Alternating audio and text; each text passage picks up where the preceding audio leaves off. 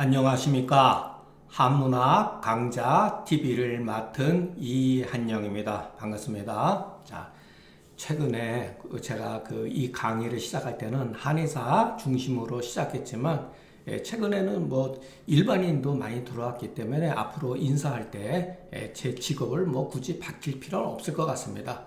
자, 글로써 말하는 거지 제 어떤 사회적 신분이 뭐가 중요하겠습니까?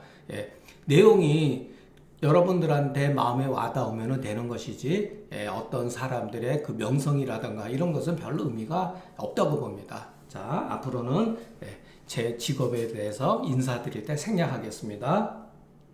자, 이거를 여러분 보면은 참 고리타분하죠.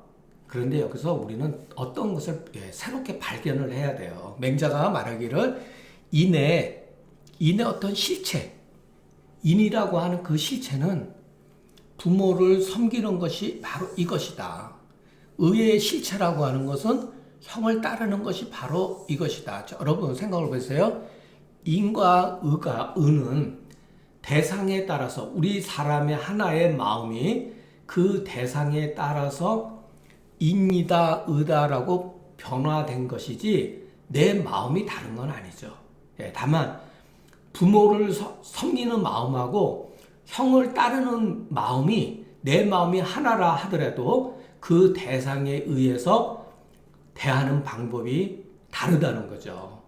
요거를 잘 이해를 하셔야 됩니다. 그리고 또 하나, 이런 것을 통해서 우리가 뭐를 배워야 되냐면은 옛 사람들은 항상 근원을 근거로 해서 말을 한다.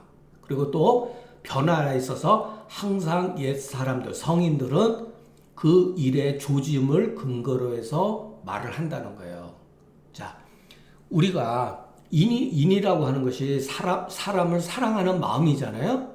사랑하는 그 대상이 얼마나 많습니까? 그런데 그 처음이 바로 부모라는 거예요. 부모를 올바르게 섬기지 못한 사람이 다른 사람을 그 이상으로 사랑한다는 것은 맹자의 관점에서 보면 위선이라는 거예요. 자기 부모를 저도 이런 거 하면은 정말 가슴이 뜨끔해서 참 창피합니다. 그러니까 여러분 저한테 어떤 행위를 구하지 마시고 제 말만 취하세요. 이게 위선이라는 거예요. 자기 부모를 제대로 섬기지 않고 다른 사람한테 잘해주는 것, 이건 위선이에요. 그런데 현대는 안 그렇죠. 그러니까 그 사람이 어떤 사람인가 보려면은 부모 섬기는 거. 자, 그 사람의 실제는 바로 그 형을 어떤 식으로 따르는가. 여기에서부터 시작되어지는 것이지 이것이 종결이 아니죠. 자, 아까도 말씀드렸듯이 성인들은 옛날에 우리가 성현들은 항상 근원의 중심으로서 얘기하고 조짐을 살펴서 말한다는 거예요. 우리 한의학도 마찬가지예요, 여러분. 상한론은 우리가 잘 조심해서 읽어보면은 항상 조짐을 근거로 해가지고서 말을 한다는 거예요. 우리가 이와 같은 어떻게 보면 상투적인 이와 같은 도덕을 통해서 옛 사람들의 말하는 생각하는 방식을 한편 우리가 배울 필요가 있다는 거죠. 무슨 인의 마음이 따로 있고 의의 마음이 따로 있겠습니다. 내 마음은 하나죠. 다만 대상에 의해서 친구를 대하는 것과 또 직장에서 윗사람을 대하는 것 또는 아랫사람을 대하는 것, 방법이 조금씩 다르게 나타나는 거죠. 내 마음은 하나인데. 그러니까 그렇게 이해를 하셔야지. 인과 의가 완전히 다른 인과 의가 완전히 다른 별개의 개념이라고 생각하시면 안 됩니다. 우리가 그 춘하 추동의 뭐죠? 하나의 그것이 그렇게 연결되어 있잖아요. 춘 다음에 여름, 여름 다음에 가을. 그러나 춘이 완전히 독립된 춘이고 하가 독립된 여름이고 그러면은 계절은 형성될 수가 없죠. 그죠? 마찬가지로 이것도 그렇게 이해를 하셔야 됩니다. 이는 사랑을 주의하지만 그 사랑의 부모를 섬기는 것보다 간절한 것이 없고, 은은 공경을 주하지만 그러니까 형을 따르는 것보다 선한 것이 없다. 예. 자, 그런데 왜 부모를 섬기는데 의로서 하지 않았느냐? 왜 경이라고 하지 않았는가? 이게 바로 그거예요, 여러분. 부모 자식 간에는 정이 있는 거예요. 예, 친한 거예요. 그런데 의라고 하는 건 따지는 거예요. 경우에 따라서 공경하게 되면 부모 자식 간에 감정이 메말라지고 서먹서먹해지는 거예요. 그래서 이렇게 이는 사친, 은은 종용 이렇게 맞춰놓은 겁니다. 이것도 가만히 생각하면 다 나름대로. 그래서 주자가 여기는 사랑이라고 하는 건 어떻게 보면은 이렇게 부드럽고 따뜻하고 그렇지만 공경이라고 하는 것은 존중과 아울러서 거기에는 뭔가 이렇게 절제, 제재 이런 것도 있는 거죠. 함부로 하지 않는 그런 게 있는 거죠. 그러나 부모 자식 간에는 너무 그런 것을 따지다 보면은 의와 경 같은 거를 따지다 보면은 감정이 손상될 수가 있는 거예요, 여러분. 그러니까 이런 것도 여러분 한번 그렇게 깊이 생각해 보세요. 예. 해석 자체야 뭐 별게 있습니까? 예. 고로 인의의 도는 그 쓰임이 넓지만 고로 인의의 어떤 행위는 그것이 적용되어지는 범위는 한도 끝도 없죠. 그러나 그 실은 사친 종용지간에서 넘지 않는다. 이것도 잘못 이해하면 안 돼요. 그 실은 여기에서 사친 종용에서 시작되어서 다른 데로 베풀어 나아간다. 이렇게 생각을 하시면 좋겠습니다. 양심의 발이 아주 절근하고 정실한 것이다. 양심의 발이 이런 같은 경우에 있어서 부모를 섬기고 형을 따르는 것은 내 본래 마음 속에서 바라는 것이 정말로 가장 절실하고 가깝고 정밀하고 실제적인 거라는 거죠.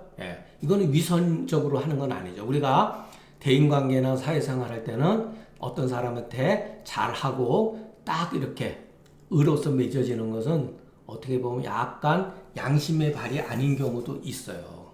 마음속에서 어떤 이익에 의해서 거래하기 위해서 상대방의 뜻을 잘 따라준다든가 사랑하는 어떤 그런 감정을 표현한다든가 것이 마음속에 이 양심에 바라는 것이 아니라 자기를 위하는 이기심에 의해서 어쩌면 경제적인 이익을 위해서 그렇게 하는 경우도 있죠.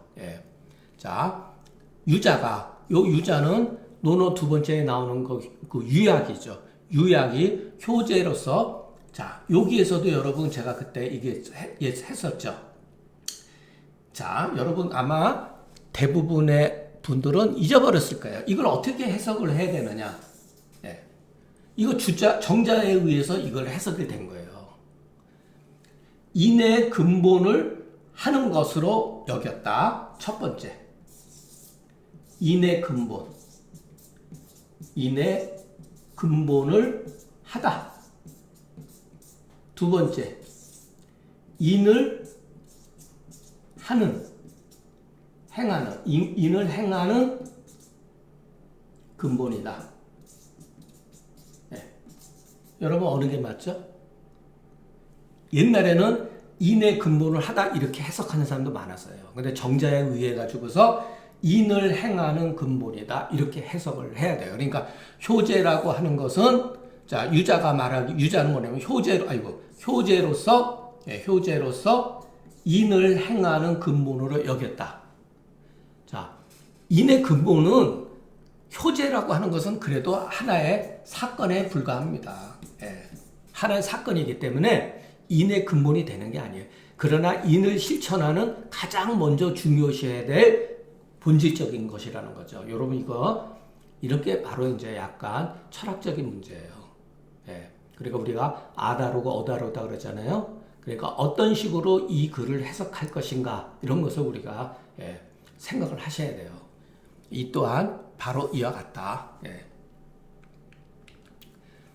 지위. 자, 우리가 지식 많은 예를 들어서 필요하잖아요. 그죠? 우리가 화학이라든가 생물이라든가 지리라든가 또 지학 뭐 얼마나 많이 공부를 했습니까? 그 지의 실체는 다른 게 아니라 바로 이 두 가지를 알아서 떨쳐버리지 않는 것이다. 이게 이게 지식이라는 거예요.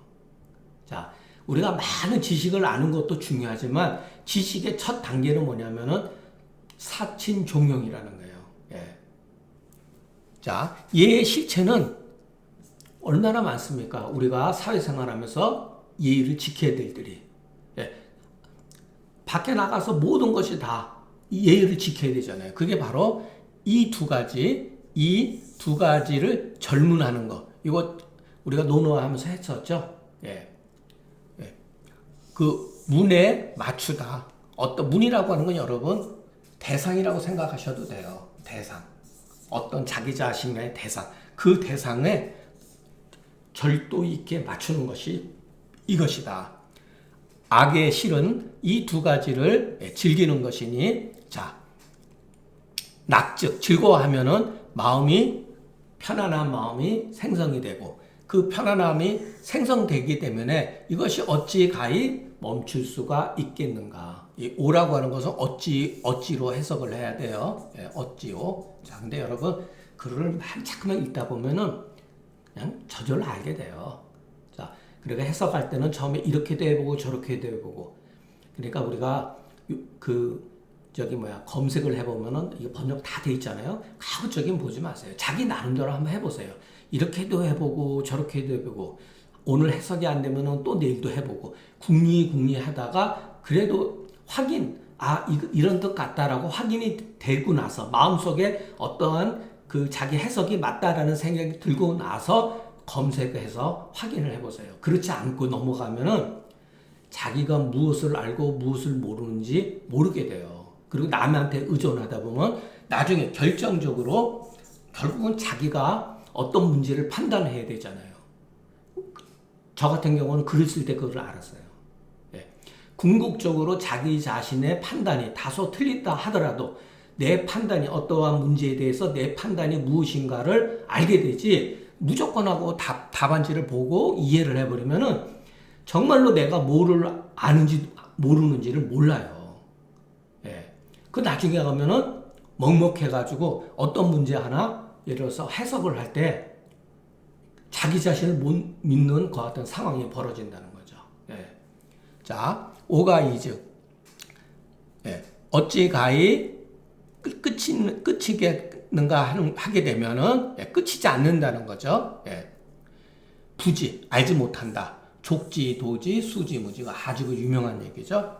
예, 발이 춤추고 손이 이렇게 춤추는 거. 우리가 음악을 들으면 자기도 모르게 어깨가 들썩들썩거리죠. 예, 족지, 무지, 수지, 무진이라. 요거 대학의 신민장에 가면은 이 신이라고 하는 게 뭐냐? 백성을 새롭게 한다는 게. 예. 고지무지 작지의 신이라고 그랬어요. 예. 여러분 한번 대학 가서 한번 확인해 보세요. 예. 이 두 가지는 바로 사친종용을 가르쳐서 말한 것이다. 지휘불거는 보는 것이 밝고 지키는 것이 견고하다. 여러분, 자, 지와 행위죠. 크게 보면. 예. 지가 앞서지만 행위 받쳐주지 않으면 안 돼요. 행이 앞서는 게 아니라 항상 지가 먼저 앞서는 거예요. 예.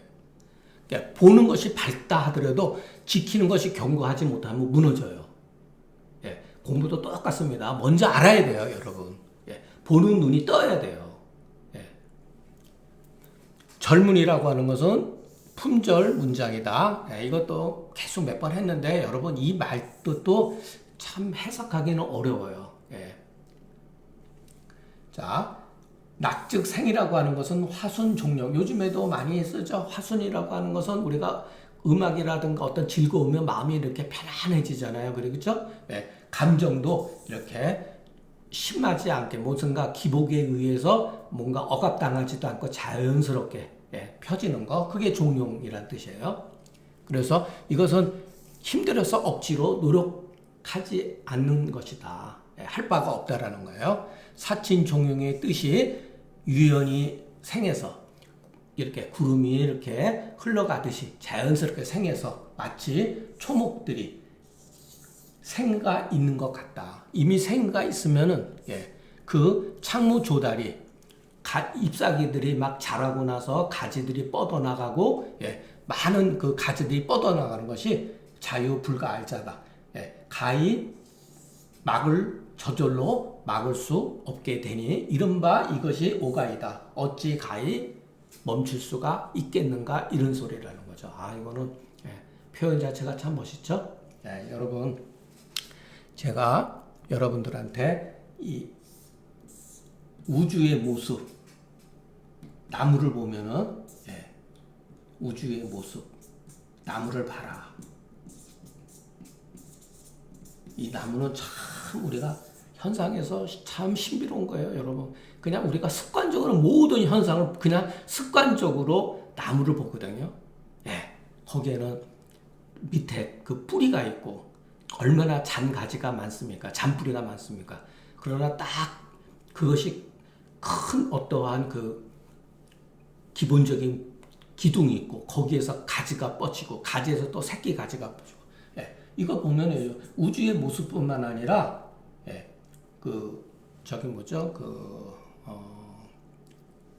갑자기 또 그렇게 요즘에는 왜 이렇게 저도 나이 먹다 보니까 자꾸만 그냥 헷갈려가지고서 진화론 찰스 다윈의 진화론의 그 계보를 나무에다가 이렇게 다 이렇게 붙여놨습니다. 여러분 나무 다시 한번 길 지나가다가 습관적으로 보지 마시고 보세요. 옛날 사람들은 전부 다 여기에서 자연 현상에서 어떠한 그 이치를 캐냈다는 거예요. 자, 초목지 생이가 있게 되면은 창무 조달 가지들이 그냥 막 뻗어나가는 거죠. 그것을 막을 수가 없다 이런 뜻이죠. 또 그것이 풍성하게 되면은 손이 춤추고 달이 이렇게 움직임에 이르러도 스스로 알지 못한다. 덩실덩실 자기도 모르게 음악을 들으면 춤을 추게 되잖아요. 손발이 움직이게 되고 이거는 자연적인 현상이죠. 이렇게 명강하는 게 아니죠. 이 장은 사친종용은 양심의 진절이니 진실로 절실한 것이니 천하의 도가 모두 여기에서 시작된다. 근원한다. 확장해 나가는 거예요. 그렇기는 반드시 알미 밝고 지킴이 굳든 연후에 그 마디가 치밀해지고 즐거움이 깊어진다.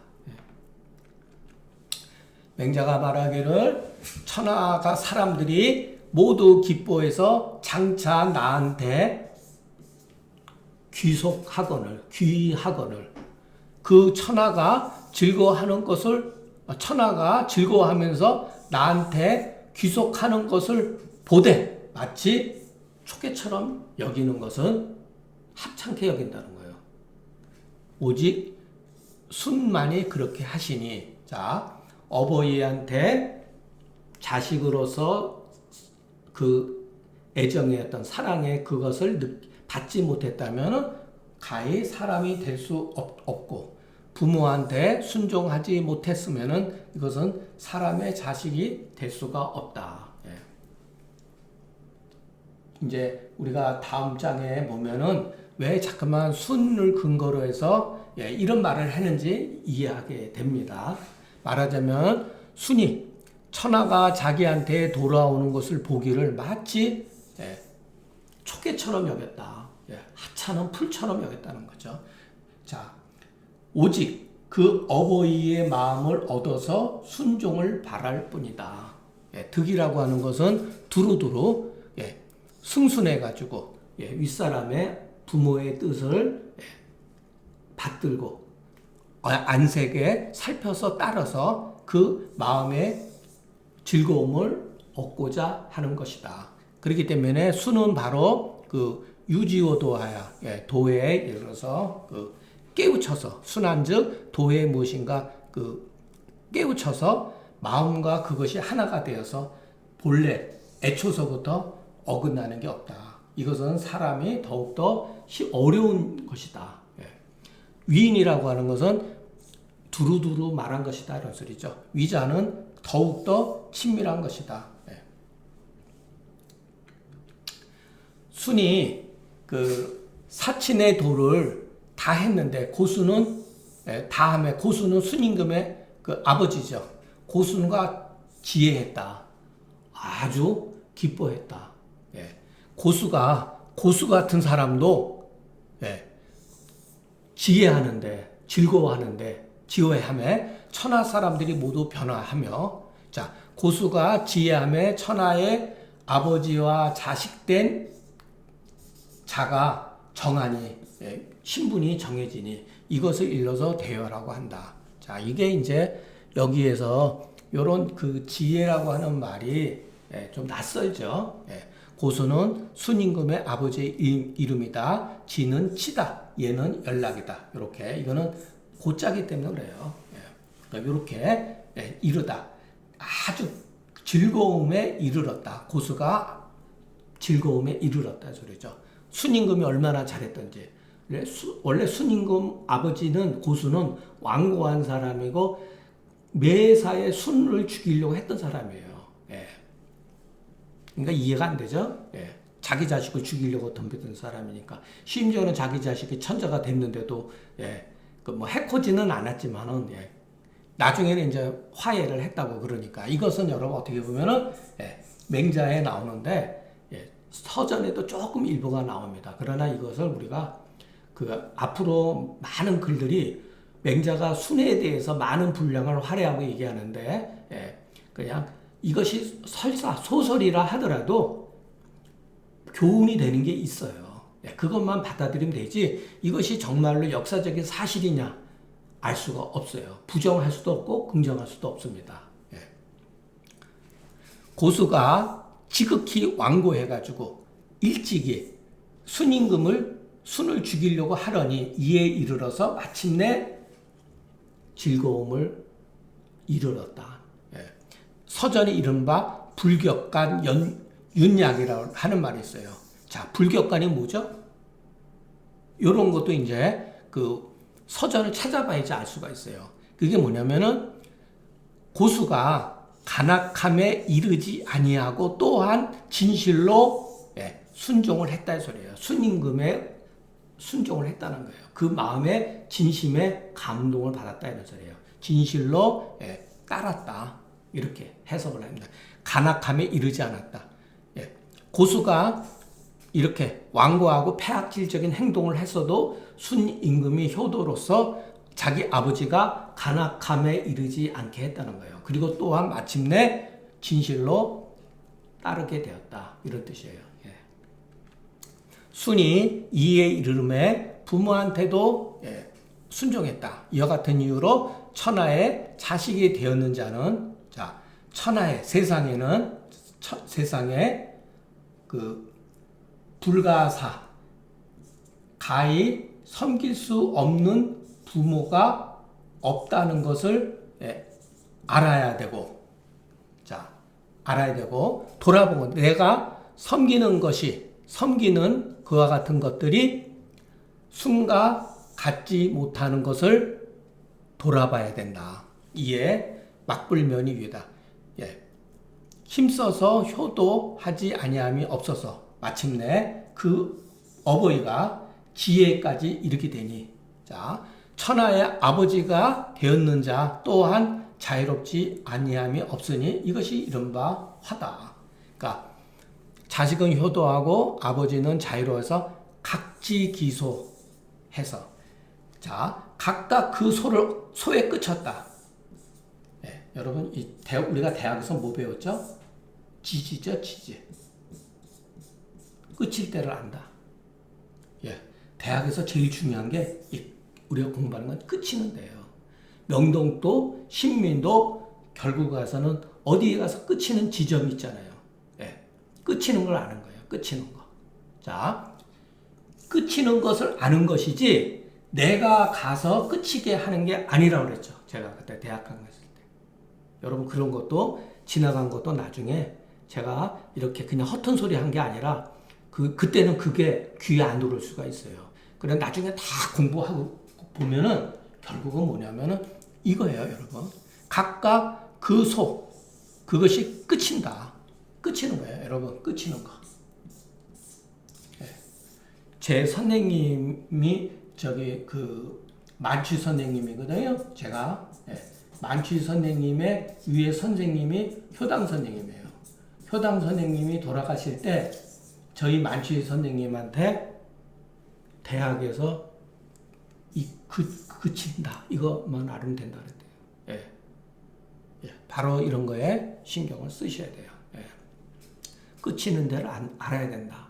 그런데 알고 보면은 이 현상은, 자연의 현상은 모든 것이 끝쳐 있는데 오직 사람만이 욕심이 있기 때문에 끝쳐 있지 못하다는 거예요. 이거는 주자설인데 나름대로 멋있는 말입니다. 자, 모든 현상은 끝쳐 있는데 오직 사람만이 끝쳐 있지 못한 것은 욕심 때문이라는 거예요. 한번 생각해 보세요. 그래서 그 무불 안기 위지가 바로 소이다. 그 불안한 그 위에 편치 못하는 뜻이 없음. 이것이 바로 정한 거다. 그래서 지지 위에 유정이니 정의 위에 능정하고 정의 위에 능하고 안 위에 능년이라고 대학에서 쭉 나오죠. 그래서 불교 선불교인 사람들이 대학에 그 말을 되게 좋아한다고 합니다. 이거는 깨달은 사람이 어느 정도 깨달은 사람이 한 말이라고. 그 선지식 하는 사람도 지지 위에 유정이라든가 정의 위에 능하고 안 위에 능력하고 여 위에 능득이니라 그 말을 굉장히 좋아해요.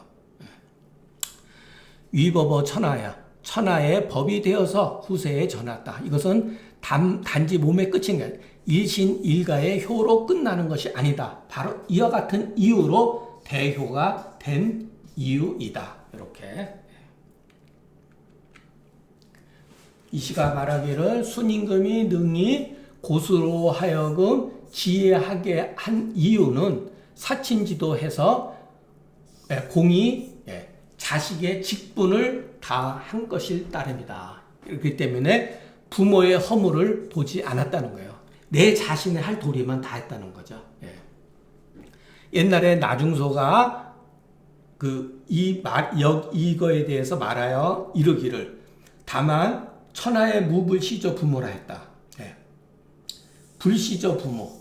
요 저라고 하는 것은 그냥 뭐뭐세 이런 소리예요. 이것도 옛날에 쓰던 하나의 정문은 아니고 일종의 사람들이 막 이렇게 일반적으로 사용하는 사투리 같은 거예요. 그러니까 불시저 부모, 옳지 못한 또는 못한, 옳지 못한 부모가 없다. 이것을 알고 보면은 천하에는 옳지 못한 부모가 없다. 근데 진룡이라는 사람이 듣고서 나중소라 사람이 요런 말을 했는데, 자, 다시 한번.